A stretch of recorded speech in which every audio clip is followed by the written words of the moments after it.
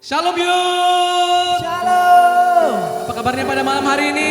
Dahsyat, luar biasa. Yes, yes, yes. Kita semua yakin dan percaya bahwa Tuhan kita dahsyat dan mulia. Amin. Amin. Mari sama-sama yuk kita katakan, Kau terbesar dan mulia, kait semua perbuatanmu.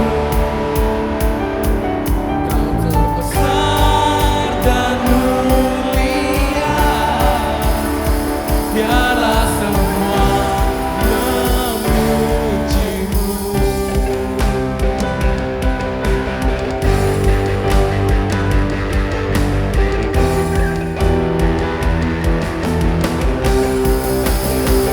Haleluya.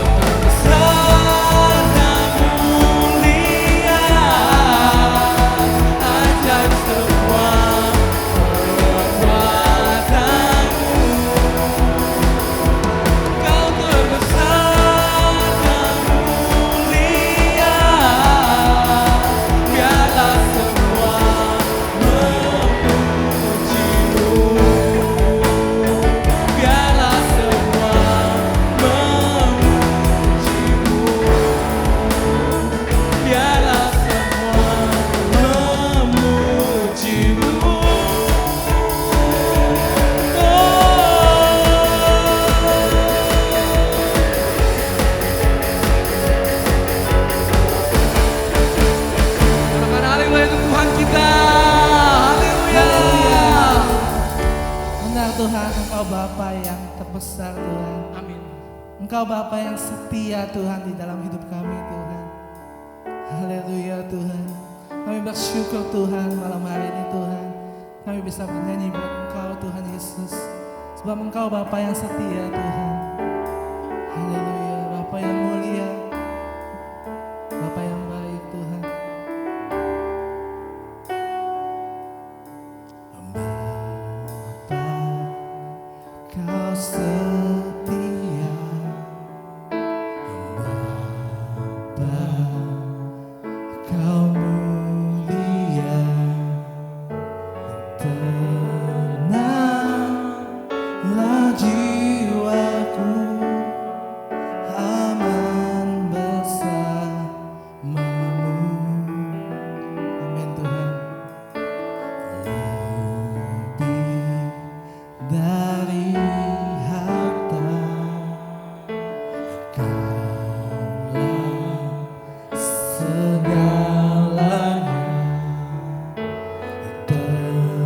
Tenanglah jiwaku dalam hadirat-Mu. Kau tunjukkan kasih setiamu.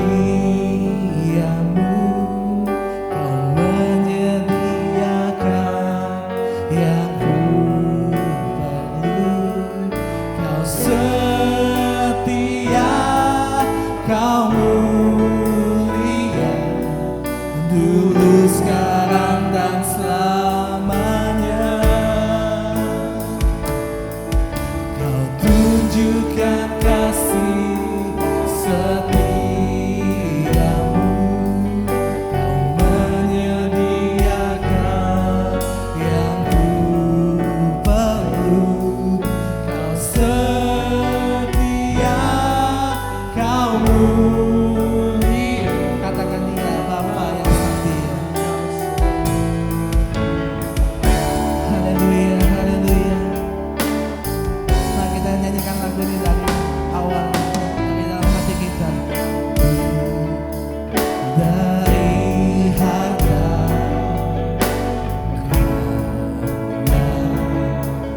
segalanya. Tenanglah jiwaku, aman bersamamu.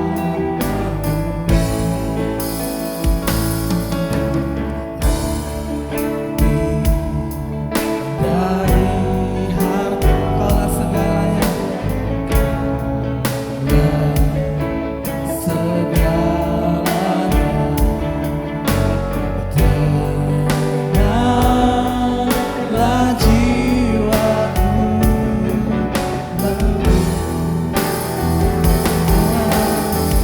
yes Tuhan. Kau tunjukkan kasih setiamu. Kau menyediakan yang ku perlu. Kau setia, Kau mulia, dulu, sekarang, dan selamanya. Kau tunjukkan kasih setiamu. Kau menyediakan yang ku perlu. Kau setia, Kau mulia, Bapa, Kau setia.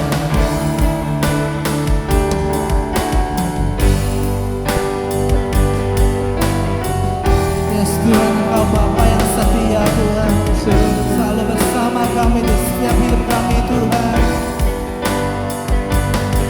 Haleluya.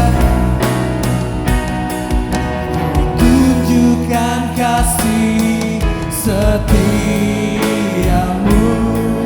Kau menyediakan yang ku perlu. Kau setia, Kau mulia.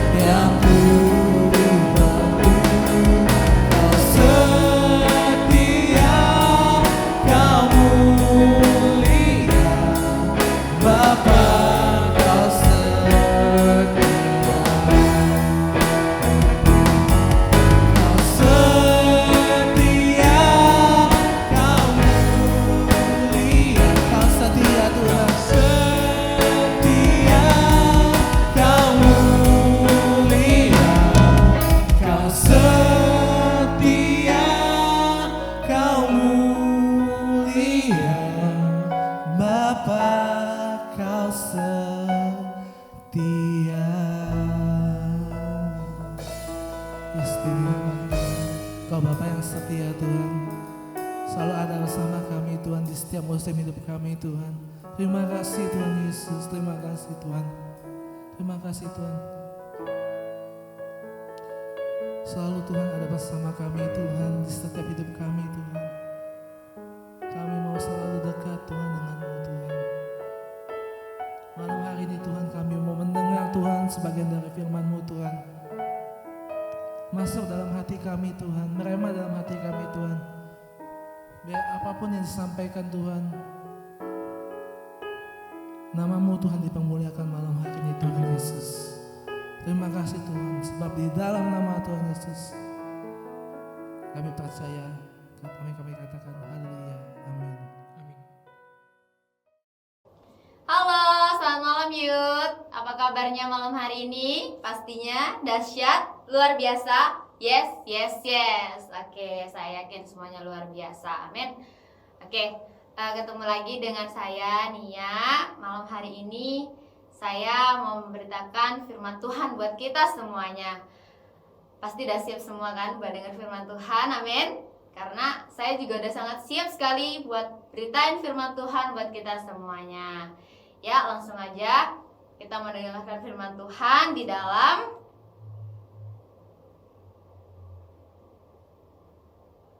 nungguin ya.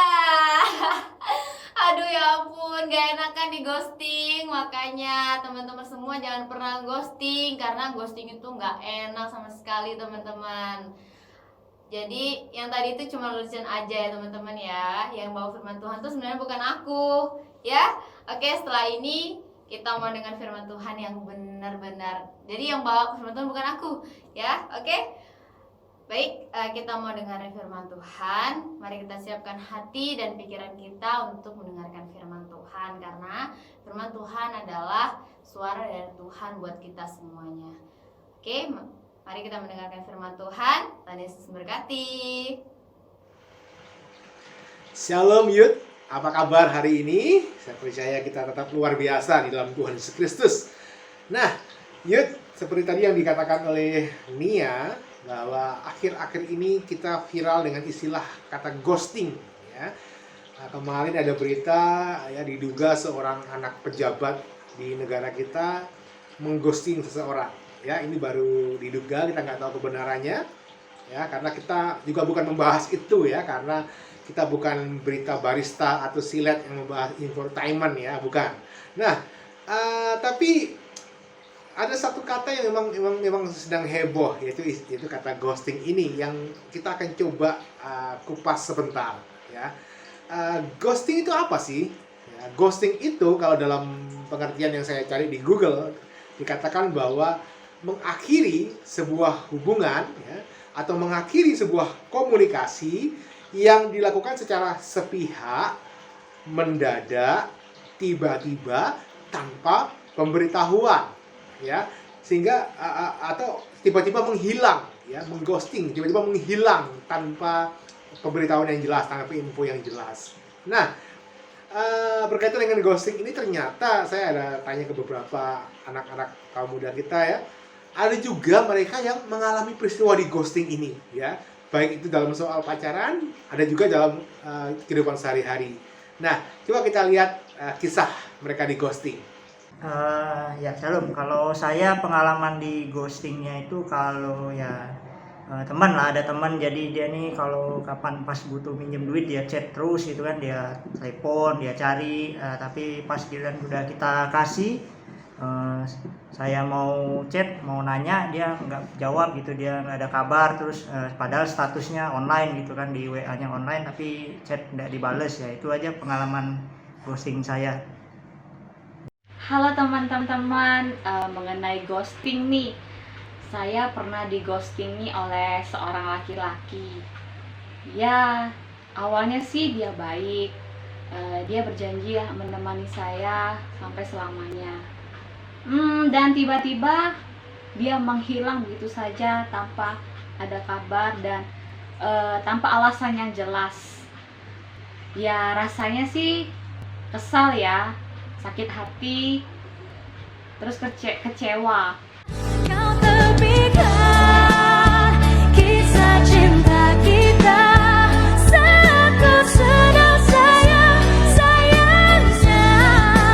Kini ku tak bisa memaksa, ku harus bilang hatiku terluka. Kau putuskan kisah cinta kita. Ya, tapi karena kasih karunia Tuhan, saya bisa mengampuni dia. Itu kisah saya. Tuhan Yesus memberkati. Yud, bagaimana dengan kalian? Pernah nggak kalian di ghosting? Saya sih pernah di ghosting, bahkan barusan saja di ghosting ya. Ada seorang anak muda kita yang janji mau kasih video kisah dia di ghosting. Ternyata sampai detik ini dia yang belum ngasih video itu. Saya di ghosting dia. Dan saya juga pernah di ghosting ya di sekolah. Kebetulan saya memimpin sekolah SD Maranatha. Ada seorang guru yang baru bergabung. Ya, dia baru bergabung. Waktu dia join sih baik ya, pakai surat lamaran dan sebagainya. Lalu baru beberapa kali dia bergabung, tiba-tiba dia menghilang, nggak datang lagi, nggak mengajar lagi, tanpa pemberitahuan. Nomornya kita telepon tidak diangkat, kita WA tidak dibalas, cuman dicentang 2 ya, centang biru 2, dan tanpa informasi. Jadi menghilang begitu saja. Wah, waktu saya merasakan di ghosting itu sakit juga ya. Aduh, kesel juga ya. Nah teman-teman, nggak enak di ghosting. Ya, sangat tidak enak di ghosting. Tapi, teman-teman dengar, jauh lebih berbahaya jika kita mengghosting. Sekali lagi, di ghosting memang tidak enak. Tetapi, justru lebih berbahaya kalau kita mengghosting. Memang kita tidak di-ghosting orang, tapi kalau kita mengghosting orang, itu lebih bahaya. Karena waktu kita mengghosting orang, kita sedang menyakiti hati orang tersebut. Kita sedang membuat orang itu terluka. Ya, mengghosting berarti kita juga menjadi pribadi yang tidak bertanggung jawab, menjadi pribadi yang tidak bisa dipercaya, menjadi pribadi yang tidak bisa diandalkan.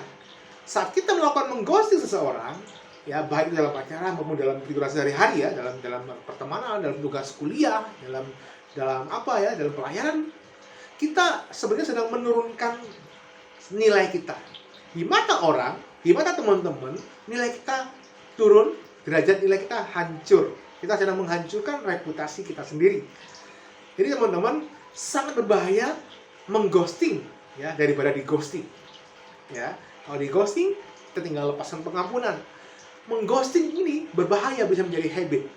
Ya, banyak mungkin dari kita yang suka mengghosting ya. Saya pernah dapat kabar informasi, waduh si A tiba-tiba nggak mengerjakan tugas kelompok ya, tanggung jawab dia diabaikan, sehingga kita harus kelabakan, kita harus kerja keras, harus lembur untuk mengerjakan tugas itu karena si A teman kita itu lari dari tanggung jawabnya tanpa kabar. Atau mungkin si B ini tiba-tiba menghilang dari janjian ya, janji mau ketemu di mall A, di mall B, mau makan ini atau mau main futsal atau main apa, tiba-tiba nggak datang ya. Dan itu merugikan banyak orang. Ya, saya pernah ngalami dulu waktu kita masih sering-seringnya futsal ya, sebelum pandemi COVID ya, kita sering futsal. Waktu kita WA, kita chat, oh iya, kok aku mau datang. Oh, waktu kita data, oh lumayan ini ada 20 orang. Kayaknya kita bisa pesan 2 jam nih lapangan futsal.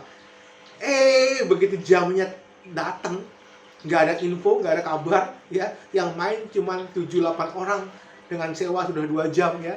Pertama tenaga kita habis, kedua juga uang kita untuk sewanya habis ya. Karena kan waktu kalau main futsal biasanya kan suka CK gitu kan ya. Nah, teman-teman, sangat berbahaya kalau kebiasaan mengghosting itu. Mungkin dalam hal simpel, dalam hal yang saya bilang ya, kita janji sama teman, kita nggak tepatin, kita dengan mudah kita menghindari tanggung jawab kita, dengan mudahnya, dengan merasa nggak bersalah kita menghindari tanggung jawab kita, janji kita, sangat berbahaya. Nah, yuk, untuk menjadi anak-anak muda yang dapat dipercaya, yang dapat diandalkan, kita perlu belajar sama satu pribadi yang tidak pernah mengghosting. pribadi ini mungkin sering di ghosting, tapi pribadi ini nggak pernah ghosting. Ya, dia selalu menepati janjinya. Ya, dia selalu melakukan sesuai dengan apa yang difirmankannya. Itu namanya Yesus Kristus Tuhan. Dia pribadi yang setia, dia pribadi yang berintegritas, dia pribadi yang bertanggung jawab. Ya, dia sangat luar biasa, dan sehingga kita perlu untuk ya meneladani apa yang dia lakukan.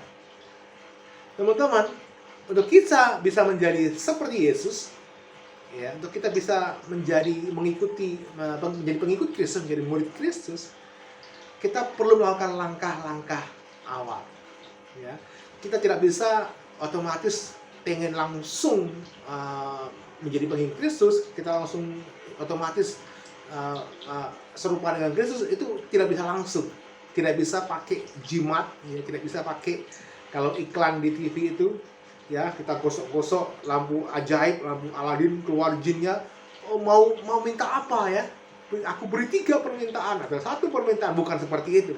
Ada prosesnya untuk kita bisa mengikuti teladan Tuhan Yesus Kristus, ya, karena kita perlu menjadi anak-anak Tuhan yang memiliki nilai-nilai yang luar biasa, yaitu karakter yang seperti Kristus, yang setia, yang bertanggung jawab, yang berintegritas. Itu sangat diperlukan oleh kita anak-anak muda, baik dalam sekolahmu, kuliahmu, maupun dalam dunia pekerjaan, maupun dalam dunia perpacaran, dunia pertemanan, bahkan dalam keluarga. Kita perlu memiliki nilai-nilai ini. Nah, teman-teman, saya temukan satu hal bahwa untuk kita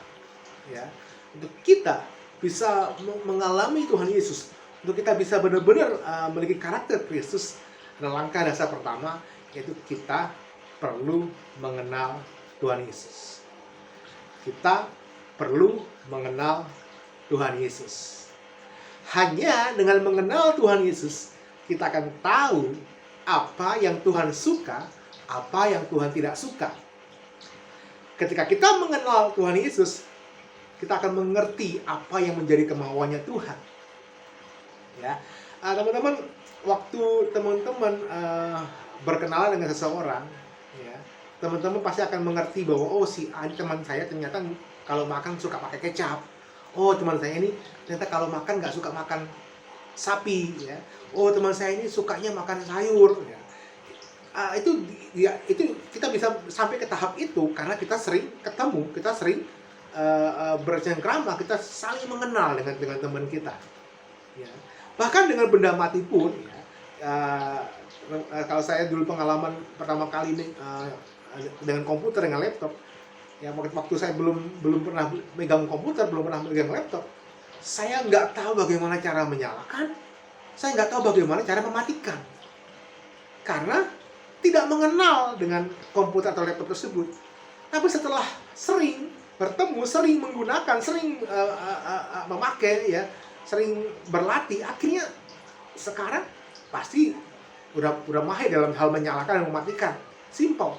Nah, teman-teman, mari kita mau belajar untuk mengenal Tuhan Yesus, ya, untuk kita bisa mengerti apa maunya Tuhan, untuk kita bisa semakin serupa dengan Tuhan Yesus, untuk kita diubahkan karakter kita, ya, nilai kita sesuai dengan Yesus Kristus Tuhan.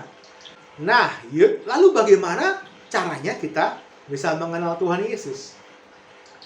Untuk kita bisa mengenal Tuhan Yesus, kita harus sering datang ketemu dengan Tuhan Yesus. Tidak ada cara instan, ada prosesnya. Kita datang kepada Tuhan Yesus melalui doa kita, melalui penyembahan kita. Kita datang kepada Tuhan Yesus melalui pembacaan firman Tuhan.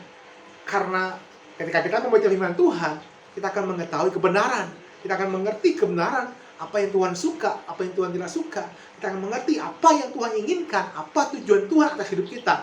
Kita akan semakin mengenal Tuhan Yesus melalui kebenaran firman Tuhan.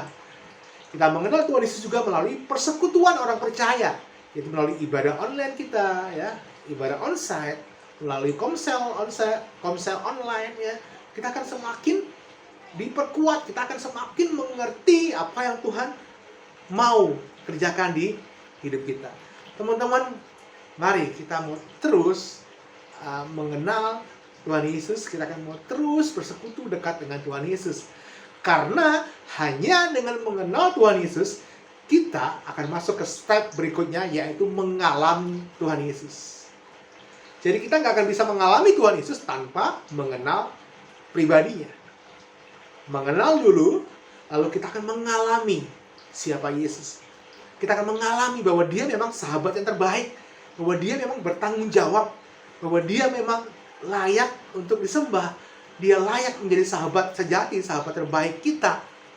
Kita akan mengalami kuasanya, mengalami kasihnya, kita mengalami pengampunan, kita akan mengalami kesembuhan, kita akan mengalami pertolongan, kita akan mengalami bagaimana Tuhan menyertai kita. Kita akan mengerti, oh ternyata ini loh arti Immanuel. Oh ternyata ini loh arti Roh Kudus sebagai seorang penolong kita. Teman-teman, Tuhan Yesus begitu sayang sama kita. Firman Tuhan dalam Mazmur pasal 139 mulai ayat pertama berkata, Tuhan, Engkau menyelidiki dan mengenal aku.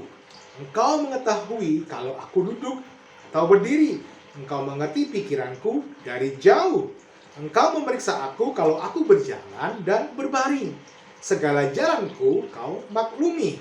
Sebab sebelum lidahku mengeluarkan perkataan, sesungguhnya semuanya telah kau ketahui ya Tuhan.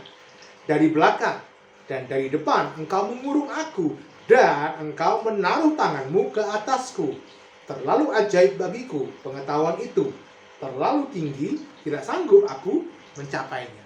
Nah, teman-teman yuk, kita akan mengalami bagaimana penyertaan Tuhan. Dia meletakkan tangannya atas kita, dia mengurung kita, dia menjaga kita, dia melindungi kita, dia peduli sama kita. Kita mengalami semua pengalaman yang luar biasa dengan Tuhan Yesus itu ketika kita mengenal Tuhan Yesus.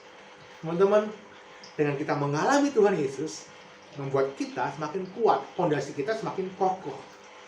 Pengalaman dengan Tuhan Yesus membuat kita semakin mengasihi Tuhan Yesus. Pengalaman dengan Tuhan Yesus membuat kita semakin cinta pada Tuhan Yesus. Itulah pentingnya kita mengenal, lalu mengalami. Dan ketika kita mengalami, kita bisa mengasihi Tuhan. Kita bisa mengekspresikan kasih kita kepada Tuhan Yesus. Kita bisa melayani Tuhan. Ya, setelah kita mengenal Tuhan, baru kita melayani. Berbicara mengenai melayani, itu tidak hanya sebatas dalam gereja ketika main musik atau menjadi pemimpin kelompok, bukan sekedar itu.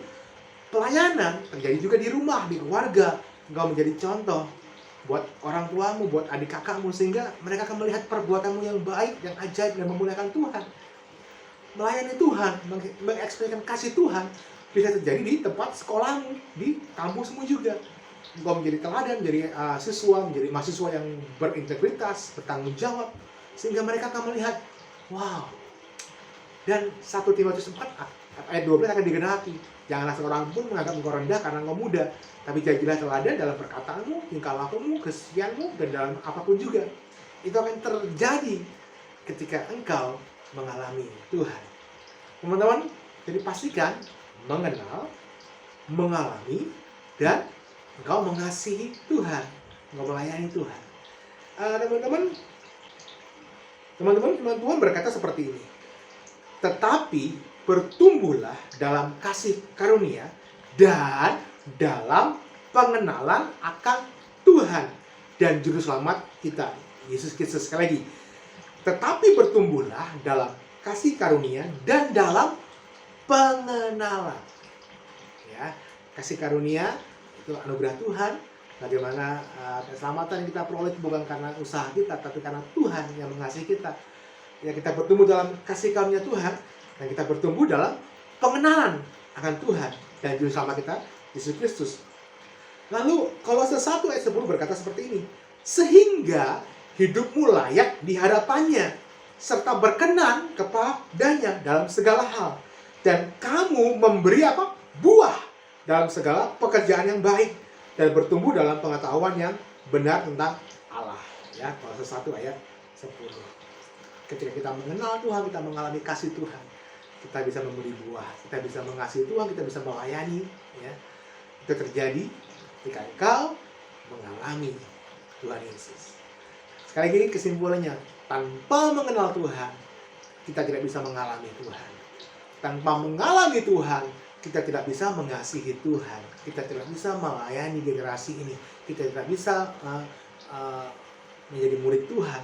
Kita tidak bisa mempraktekkan karakter kasih Tuhan dalam kehidupan kita. Mengenal Tuhan, mengalami Tuhan, makin mengasihi Tuhan. Ayat penutup buat setiap kita teman-teman dalam Hosea pasal 6 ayat 3. Marilah kita mengenal, sekali lagi, marilah kita mengenal dan berusaha sungguh-sungguh mengenal Tuhan. Sekali lagi, dan berusaha sungguh-sungguh mengenal Tuhan. Ia pasti muncul seperti fajar. Fajar itu pasti muncul. Ya, besok pagi pasti muncul fajar itu. Dan sekali lagi, ia akan datang kepada kita seperti hujan pada akhir musim yang mengairi bumi. Teman-teman, dia akan datang kepada kita. Kasihnya akan terus dinyatakan kepada kita. Janjinya akan terus dinyatakan kepada kita. Ketika kita mengenal Tuhan dan berusaha sungguh-sungguh makin mengenal Tuhan Yesus. Kita akan berdoa. Bapa, hari ini kami bersyukur, kami mengerti firman Tuhan, bahwa kami perlu untuk menjadi murid Tuhan. Kami perlu untuk mempraktekkan kasih, sifat-sifat Tuhan dalam kehidupan kami. Tapi kami tahu itu semua diawali ketika kami mengenal Tuhan Yesus. Roh Kudus ajar kami untuk kami makin mengenal Tuhan, makin cinta Tuhan. Ajar kami yang makin mendekat sama Tuhan dalam persekutuan kami, baik persekutuan pribadi, membaca firman Tuhan, berdoa, maupun dalam persekutuan komunal, dalam ibadah online, dalam komsel. Bapak, biar kami mau semakin mendekat sama Tuhan, mengenal Tuhan. Dan kami tahu ketika kami mengenal Tuhan, kami akan mengalami kasih kuasa Tuhan. Kami akan mengalami penyertaan. Kami akan mengalami janji dari Tuhan dinyatakan. Dan Tuhan, ketika kami mengalami Tuhan, kami tahu kami akan semakin mengasihi Tuhan. Kami akan bisa mengekspresikan kasih Tuhan. Kami akan bisa melayani generasi ini. Kami akan menjadi contoh, menjadi teladan dalam tingkah laku kami. Dan sehingga 1 Timotius 4 ayat 12 Tuhan tergenapi. Ketika kami anak-anak muda menjadi teladan dalam perkataan, dalam tingkah laku, dalam perbuatan, dalam kesucian, dan dalam apapun juga. Sehingga nama Tuhan dipermuliakan. Terima kasih Tuhan Yesus, terima kasih Bapak. Roh Kudus tolong setiap kami. Karena kami tahu hari-hari ini tidak mudah. Tapi sebab itu kami mau datang sama Tuhan. Kami mau datang untuk makin mengenal Tuhan lebih sungguh lagi. Terima kasih Tuhan, kami akhiri ibadah online kami. Biar kami menerima berkat dari Bapa di surga. Kasih karunia Tuhan Yesus Kristus, kami bertumbuh dalam kasih karunia dan bertumbuh dalam pengenalan akan Tuhan dan dalam pengurapan Roh Kudus yang mengurapi menyertai kami sampai kesudahan zaman, sampai Tuhan datang 2 kali menyebut setiap kami. Terima kasih Tuhan, terima kasih di dalam nama Tuhan Yesus Kristus kami berdoa dan mengucap syukur. Haleluya, amin. God bless you. Jangan lupa ada komsel via Zoom, via Line, via WA video setelah ini. Tuhan Yesus memberkati.